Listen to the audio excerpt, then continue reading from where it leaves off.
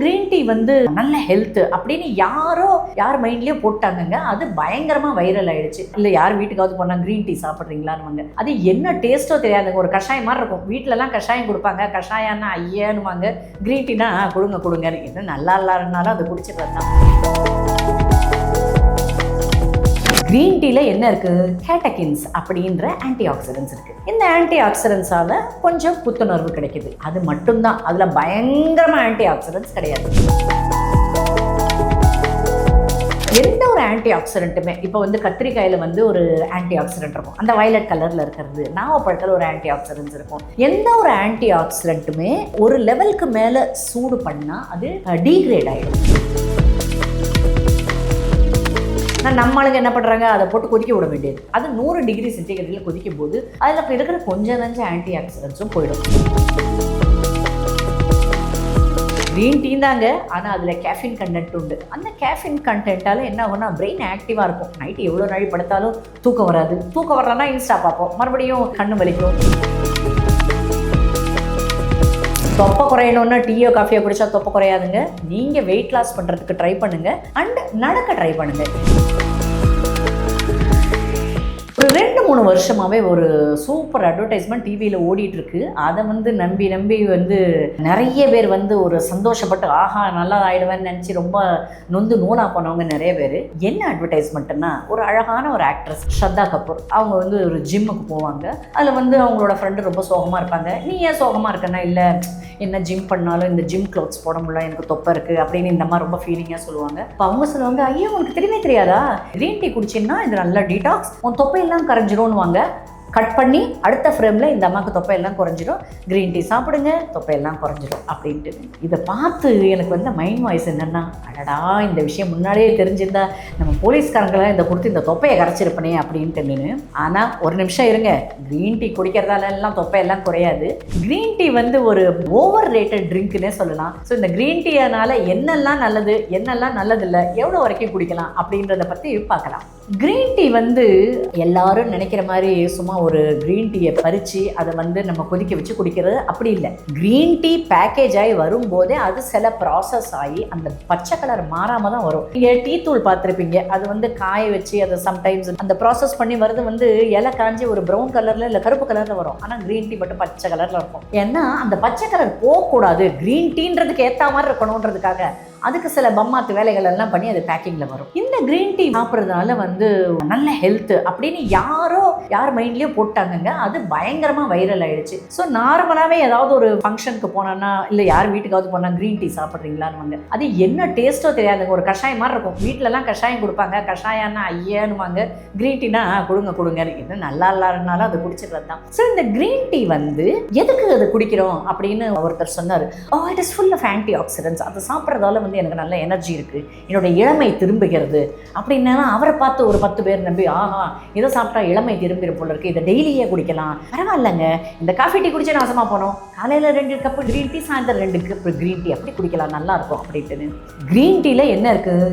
கேட்டகின்ஸ் அப்படின்ற anti oxidants இருக்குது. இந்த ஆன்டி ஆக்சிடென்ட்ஸால் கொஞ்சம் புத்துணர்வு கிடைக்குது. அது மட்டும்தான். அதில் பயங்கரமாக ஆன்டி ஆக்சிடென்ட்ஸ் கிடையாது. ரெண்டாவது, க்ரீன் டீ தயார் பண்ணுறதுக்குன்னு ஒரு ப்ரொசீஜர் இருக்குது. எந்த ஒரு ஆன்டி ஆக்சிடென்ட்டுமே இப்போ வந்து கத்திரிக்காயில் வந்து ஒரு ஆன்டி ஆக்சிடென்ட் இருக்கும். அந்த வயலட் கலரில் இருக்கிறது. நாவப்பழத்தில் ஒரு ஆன்டி ஆக்சிடென்ட்ஸ் இருக்கும். எந்த ஒரு ஆன்டி ஆக்சிடென்ட்டுமே ஒரு லெவலுக்கு மேலே சூடு பண்ணால் அது டீக்ரேட் ஆகிடும். ஸோ நார்மலாக ஒரு சூடான தண்ணியில் க்ரீன் டீ இலையெல்லாம் போட்டு ஒரு 15 நிமிஷம் வச்சு அதை குடிக்கலாம். அப்படி தான் பண்ணும். நம்மளுக்கு என்ன பண்ணுறாங்க? அதை போட்டு கொதிக்க விட வேண்டியது. அது 100 டிகிரி சென்டிகிரேடில் கொதிக்கும் போது அதில் இருக்கிற கொஞ்சம் ஆன்டி ஆக்சிடென்ட்ஸும் போயிடும். ஸோ நீங்கள் குடிக்கிறது ஒரு கஷாயத்தை குடிக்கிறீங்க, கசப்பான கஷாயத்தை. ஆனால் அதுக்கு மனசுக்குள்ளே என்ன, க்ரீன் டீ இதெல்லாம் எனக்கு ஹெல்த் நல்லா ஆகுது அப்படிங்கிற ஒரு ஃபீலிங். நிறைய குடித்தா நல்ல எஃபெக்ட் இருக்கும் அப்படின்னு நினச்சிட்டு ஒரு நாளைக்கு 4-5 டம்ளர் குடிக்கிறோம். என்ன ஆகும்? இதில் டேனின்னு இன்னொரு பொருள் இருக்கும். இந்த டேனின் வந்து கான்ஸ்டிபேட் பண்ணி விடும். நார்மலாக மோஷன் போயிட்டு இருக்கவங்க கூட அடுத்த நாள் உட்காந்து அப்பா வருமா வராதுன்ற ஃபீலிங்கில் பாத்ரூமில் உட்காந்துட்டு இருக்கணும். ஸோ ஓவர் டூ பண்ணுறதாலேயே பிரச்சனை வரும். க்ரீன் டீ தாங்க, ஆனால் அதில் கேஃபின் கண்டென்ட் உண்டு. அந்த கேஃபின் கண்டென்ட்டால் என்ன ஆகும்னா பிரெயின் ஆக்டிவாக இருக்கும். நைட்டு எவ்வளோ நாள் படுத்தாலும் தூக்கம் வராது. தூக்கம் வரலன்னா இன்ஸ்டா பார்ப்போம், மறுபடியும் கண்ணு வலிக்கும். ஒருத்தர் வந்து சொல்லுவான், புது பிராண்ட் க்ரீன் டீ இதை சாப்பிட்டா வெயிட் குறையும், திருப்பி அதை ட்ரை பண்ணுவோம். இது மாதிரி ஒரு சுழற்சியாக வந்து போயிட்டே இருக்குமே ஒழி அதுலேருந்து வெளியில் வர இதுவே கிடையாது. ஸோ க்ரீன் க்ரீன் டீன்றது ஒரு கம்மியான டெம்பரேச்சரில் நீங்கள் போட்டு சாப்பிட்டா ஓரளவு ஆன்டி ஆக்சிடென்ட் இருக்கும், கொஞ்சம் சுறுசுறுப்பு இருக்கும்.